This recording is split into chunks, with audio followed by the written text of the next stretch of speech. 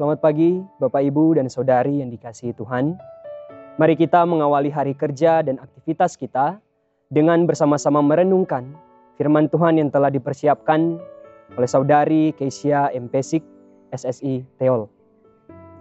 Bahan bacaan kita di pagi hari ini terdapat di dalam Yesaya pasalnya yang ke-48, ayatnya yang ke-14. Firman Tuhan demikian. Berhimpunlah kamu sekalian dan dengarlah. Siapakah di antara mereka memberitahukan semuanya ini? Dia yang dikasihi Tuhan akan melaksanakan kehendak Tuhan terhadap Babel dan menunjukkan kekuatan tangan Tuhan kepada orang Kasdim. Nah, saudara yang dikasihi dalam Tuhan Yesus Kristus, pembacaan kita di pagi hari ini merupakan pembacaan yang dimana letak latar belakangnya terdapat di bangsa Israel. Dan di pasal yang ke-48 ini ada setidaknya 3 kali diminta Tuhan untuk mendengarkan. Dan terlebih khusus di ayatnya yang ke-14, kata dengarlah disambung dengan pernyataan pimpinannya terhadap bangsa Babel.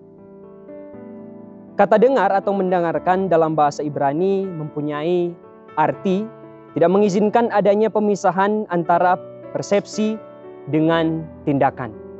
Dalam artian bahwa dengar dan mendengarkan adalah saat di mana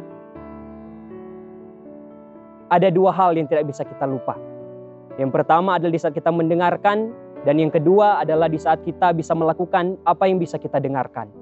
Dan oleh karena itu, jika kita mendengarkan lalu tidak bisa melakukan hal tersebut, berarti sejatinya kita tidak mendengarkan apapun. Di sini dapat dilihat bagaimana mendengarkan dan menaati ada 2 hal yang tidak bisa dipisahkan. Kata dengar pada ayat 14 menunjukkan bahwa Tuhan berkuasa atas bangsa-bangsa lain, khususnya bangsa Babel. Babel berada dalam tangan Tuhan. Ia juga memanggil bangsa-bangsa untuk melakukan apa yang telah Tuhan kehendaki. Sebagai orang percaya, kita senantiasa mendengarkan firman Tuhan. Ditegaskan kembali mendengar di sini bukanlah sekedar mendengarkan, menggunakan indera pendengaran yaitu telinga. Kita mungkin sudah sering mendengarkan khotbah dan renungan-renungan menggunakan telinga kita. Namun, apakah kita mendengarkannya menggunakan hati yang percaya akan kehendak Tuhan? Seringkali suara-suara dari luar membuat kita tuli untuk mendengarkan suara-suara dari dalam. Kita seringkali hanya mendengar melalui telinga dan menutup hati kita untuk mendengarkan apa yang betul, apa yang benar. Maka sebenarnya kita sebagai manusia yang berhikmat sudah tahu bahwa itu yang terbaik. Namun kita malah cuek dan berbelok ke jalan yang lebih enak, lebih nikmat, lebih gaul, dan menjadi tuli untuk yang benar dan baik, terutama bisa berdampak untuk orang-orang yang ada di sekitar kita.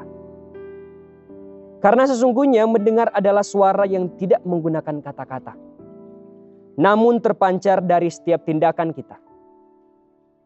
Di dunia ini sudah terlalu banyak orang yang banyak berkata-kata. Kita tahu bersama bahwa begitu banyak orang yang bijak dengan setiap kata-katanya. Tetapi hanya sedikit orang yang mau mendengarkannya. Dalam artian melakukan apa yang didengarkan. Artinya kita harus lebih banyak mendengar. Agar ketika kita berkata-kata, apa yang kita katakan adalah kata-kata yang baik. Yang berdampak pun juga yang bijak. Dalam perenungan kali ini kita diingatkan untuk mendengarkan firman Tuhan.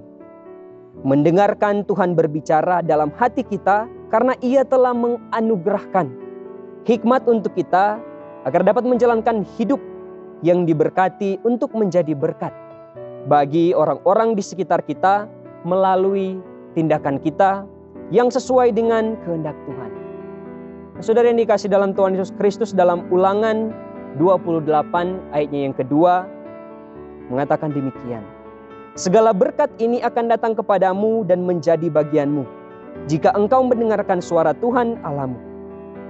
Tuhan akan memberkati kita sekalian yang mendengarkan pun juga melakukan kehendak-Nya.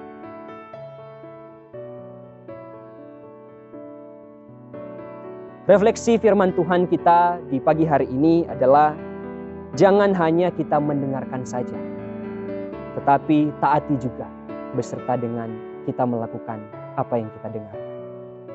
Mari kita berdoa.